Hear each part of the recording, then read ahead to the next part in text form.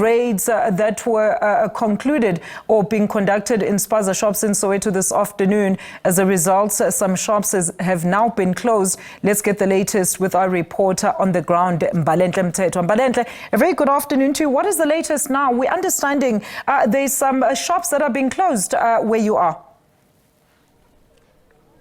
Well, the city of Johannesburg has embarked on an operation to go and check on compliance of Spaza Shops in Soweto, and we've seen a number of them closing down, such as the one that you see behind me. But for more information, we are joined by MMC for Economic Development in the city of Johannesburg, Nomoya Mnisi. Thank you so much for your time and for taking the time to speak to us.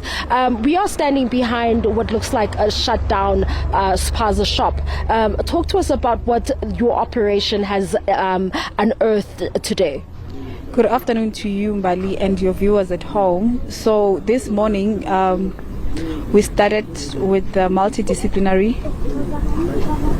department operation. So we then separated in 3 groups, and one group went to Bramfisher, which is Regency, and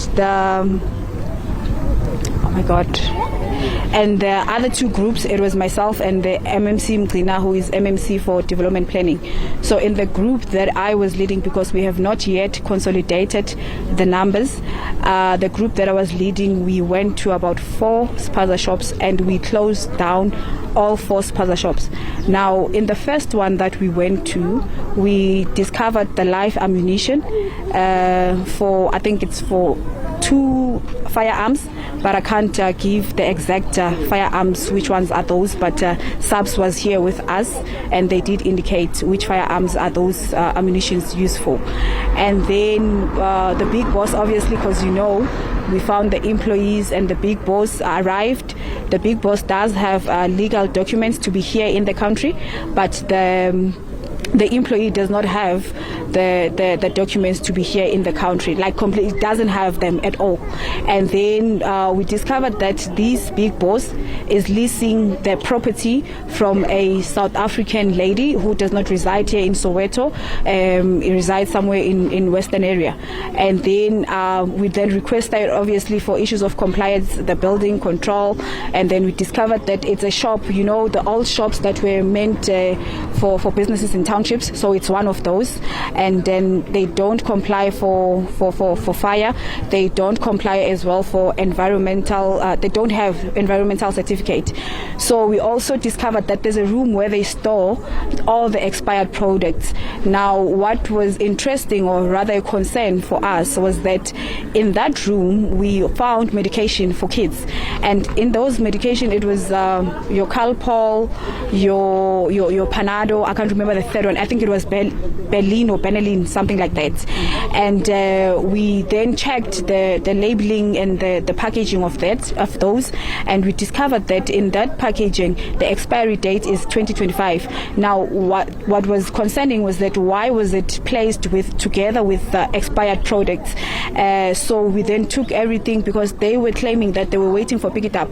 Now, there are products which are dated as back as October, and we are now towards end of November, and pick it up comes every week to collect, you know, waste. Why did they not give pick it up the waste? Because now it's waste, it can no longer be used for consumption. And then we went, and I think in that shop 3 guys were arrested. We went to the second shop. The second shop, the main issue there was the issue of the building control. It was not rezoned. It was only zoned for residential purposes and not commercial purposes. So we then spoke to the landlord, who is a South African as well, who indicated that he went to UBC, which is a municipal office, to register for rezoning, and there was suspension because of the issues of Dudula not allowing them to do registration. But we advised advised him he must go back. However, we did leave him with a notice to close down, like we've shut down, we've locked the shop. There are no operations in the second shop as well. We then moved to the third shop. It was the issue of expired products as well. We took everything, picked it up, came and collected all that waste, and then we are here now. This is the fourth shop. So in this shop, inspectors did not even check the food which is being sold here.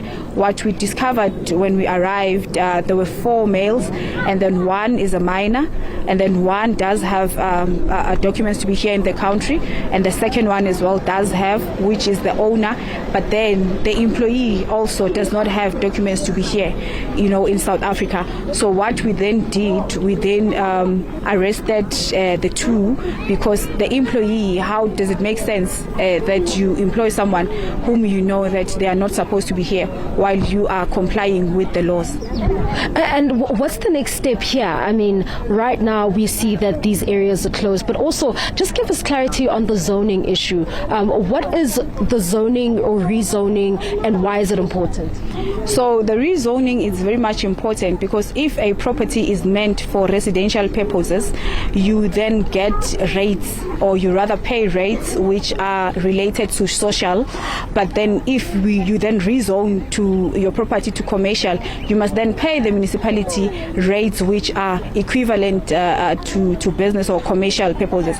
So the reason why these people don't want to do rezoning is because they are running away to pay rates for business purposes. So it's important for us to make sure that all structures which are erected, they are compliant with the standards of building. And as the city of Johannesburg, we also take cognizant of the fact that in some of these properties there are municipality pipes which are running in those yards. So we can't just allow anyone to just erect a structure anywhere, even if it's your own property. That's why you must apply to the municipality, and the municipality must then approve your structure to say, here we have sent the inspectors, we have satisfied ourselves, you can build or erect your structure. Okay. What I hear you saying is somewhat something that was raised earlier in the week regarding bylaws, and the bylaws being infringed by those who are building structures without a plan and without even getting that certificate of occupation from the city of Johannesburg. Is that the situation right now? And what are the consequences when that happens? Will this building be demolished if it is found that it is built on municipal pipes? Okay, if a building is built on top of the municipal pipes, obviously that building must go down. But we are not going to obviously use a common sense. We are going to be sending out, it's an ongoing process, we are sending out inspectors to go and inspect, especially where there are businesses.